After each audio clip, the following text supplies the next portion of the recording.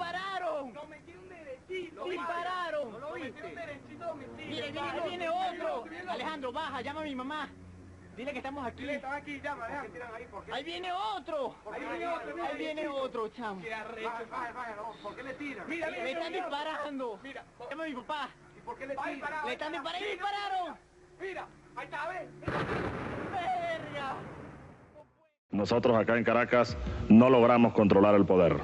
Ustedes lo hicieron muy bien por allá, pero ya es tiempo de evitar más derramamiento de sangre, ya es tiempo de reflexionar y vendrán nuevas situaciones y el país tiene que enrumbarse definitivamente hacia un destino mejor.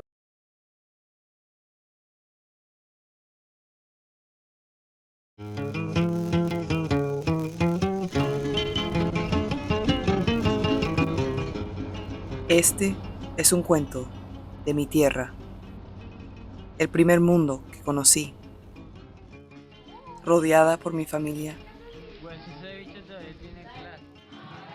inundada de su música, acunada bajo su sol, tomando mis primeros pasos, feliz en los brazos de mi mamá. Hasta que un día la música paró, and the language I lived in changed.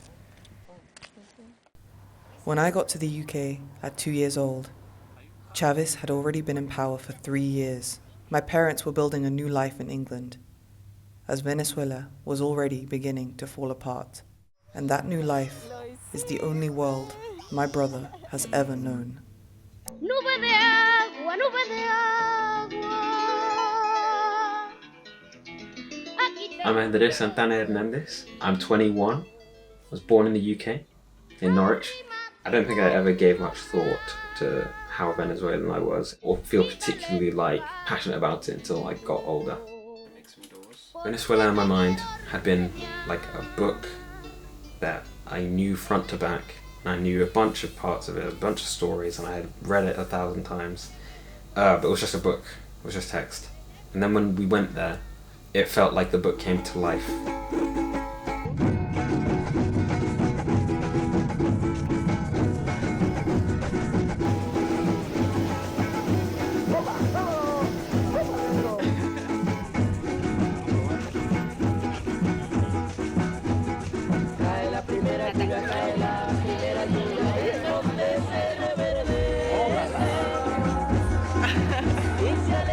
¿Qué te parece el agua de coco? I don't know.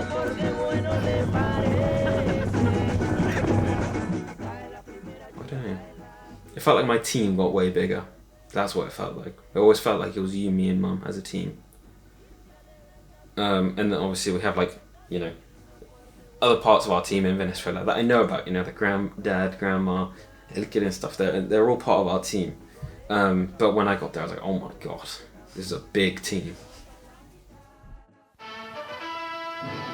Venezuela was once a prosperous country, a country rich in culture with the world's largest oil reserves and unmatched biodiversity. It was hijacked by a regime that lined its pockets and killed its people.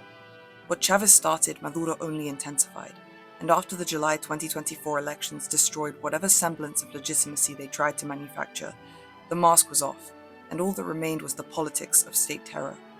Between July 29th and August 7th, 2024, over 2,000 people were arrested for protesting or being perceived as critical of the government, with at least 105 between the ages of 13 and 17 years old. Amongst those detained was our cousin, journalist and opposition leader, Roland Carreño. We had seen him only days before the election, days before he was detained without trial and without reason. I want it to be like when I go back to Venezuela, when I tell people I'm going to Venezuela, they're not like, that's a real reaction I've gotten when I said I went to Venezuela. Someone was like I was going to die, like I was going to get shot in the head just for existing over there. The opposition to me is not about selling Venezuela out. It's about giving Venezuelans their country back, quite literally. One trip back to Venezuela wasn't enough to reunite us with the whole family. In recent years, over 8 million Venezuelans have left seeking a life free from the regime in the largest displacement crisis in Latin American history. A quarter of all Venezuelans are now living outside the country, and just like 690,000 others, our uncle, aunt, and cousin are living in Spain. When you put it down to words, I don't know them at all. But do you love them? Yeah. You know, same thing every time. You pick up the call. Yeah, te bendición. Te quiero mucho. Hablamos.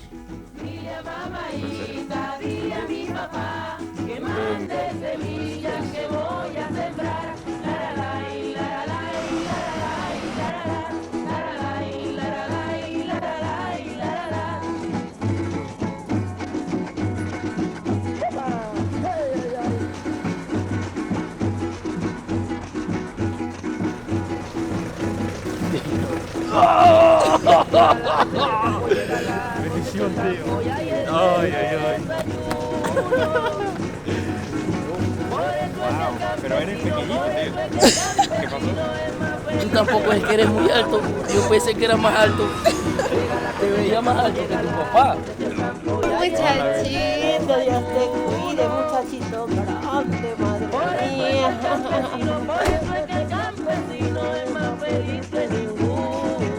Eso. Claro. Mirándola bien, es un paraíso, es toda una vez. La vida del campo, mirando. Pues ahí son los asquerositos, pues. Esa es la salsa, La pepa del queso. It's like at first it was I can't miss what I've never had. Then I had it very briefly, and then I didn't. And then afterwards I was like, okay, and now I know what it's like to not have it. Now I know what it's like to have lost it.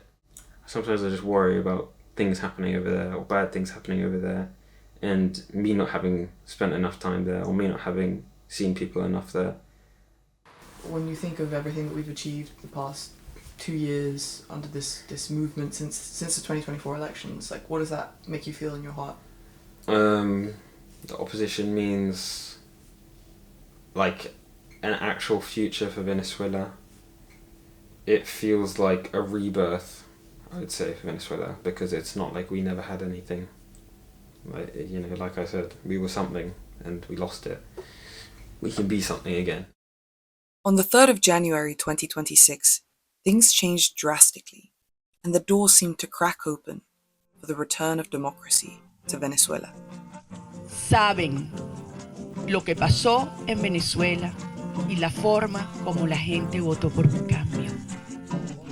Lo más importante es que esto lo sabemos los venezolanos. María Corina Machado, once forced into hiding and banned from the presidential election, can now stand proudly and receive the keys to the city of Madrid in front of tens of thousands of members of the Venezuelan diaspora, a beacon of hope.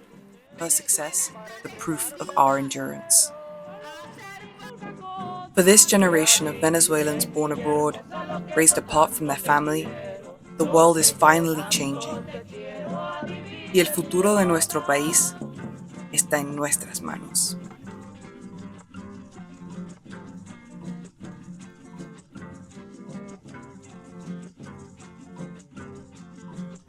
Estoy enamorado, siempre lo vivo diciendo. De tu pelo, de tus ojos, de tu risa, de tu